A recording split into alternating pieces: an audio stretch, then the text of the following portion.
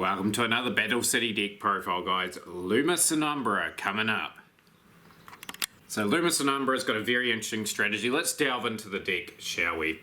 We've got the Mars Beast Desk Radius. It's got 3300 attack, 2500 defense. It's a pretty good boss monster for this profile. It's a Fiend/Effect monster. This card cannot be normal summon or set. This card cannot be special summon. It's set by attributing 2 monsters, including at least 1 Grand Tiki Elder or Melted the 4-face beast. When this card is sent from the field to the graveyard, equip 1 the Mask of Remnants from your deck to 1 monster on the field. It's a very good boss monster with a specific condition, but it will give you a chance if you can get this out. Next up we have the Masked Beast. The Mars Beast is a Fiend Ritual monster with 3200 attack, 1800 defense.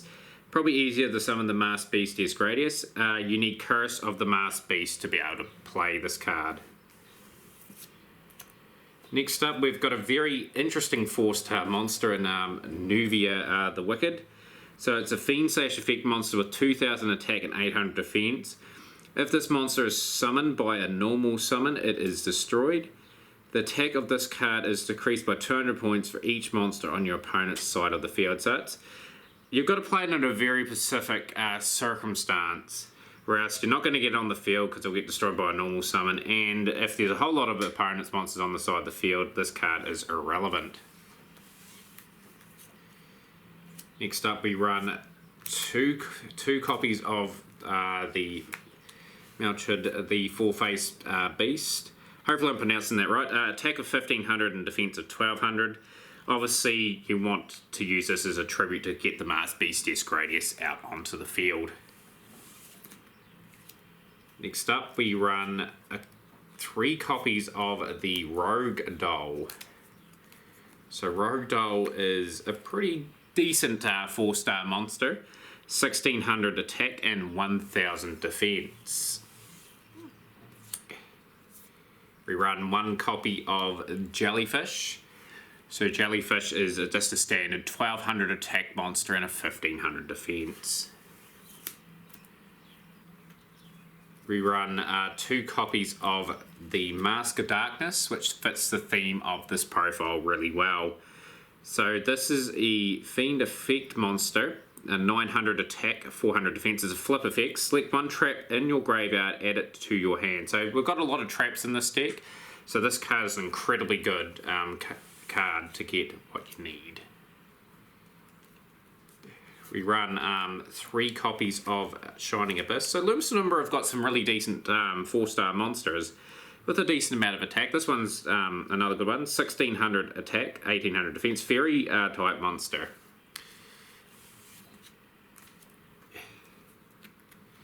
And to round off the monsters, guys, we run 3 Grand Tiki Elders.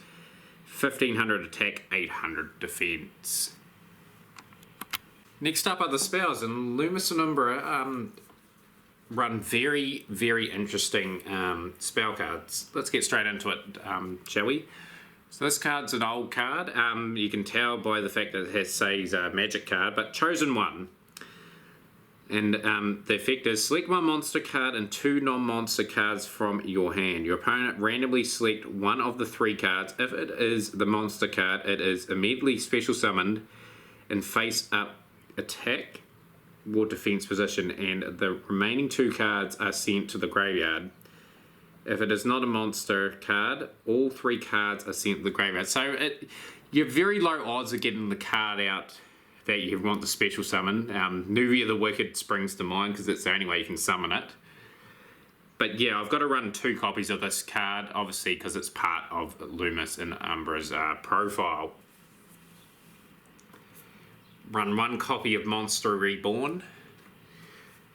Just a staple that I thought would fit well in their deck. Obviously, they've got some decent monsters they can neutralise from the Monster Reborn effect, and if they've destroyed a few good opponent monsters, they can obviously report 1 of them.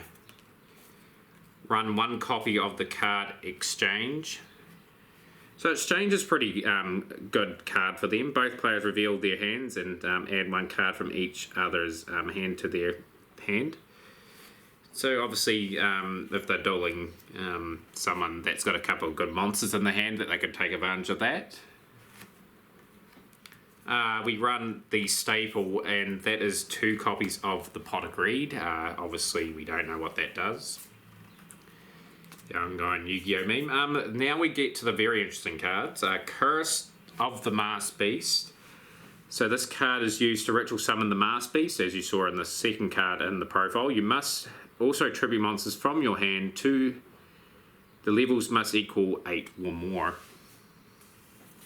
Which is pretty easily done. Lumis and Umbra have got a decent amount of monsters.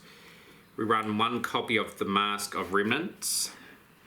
So the Mask of Remnants, you shuffle this card into its owner's deck, or if this card was put into play by the effect of Masked Beast Gradius, this card is treated as an equipped card. Control of the equipped monster is switched. So it's a fascinating card if you can pull it off, you know. You obviously can equip it to an opponent monster and switch it to your control. It'd be amazing to see it pulled off in a duel, to say the least. We run 2 copies of Mask of the Spell.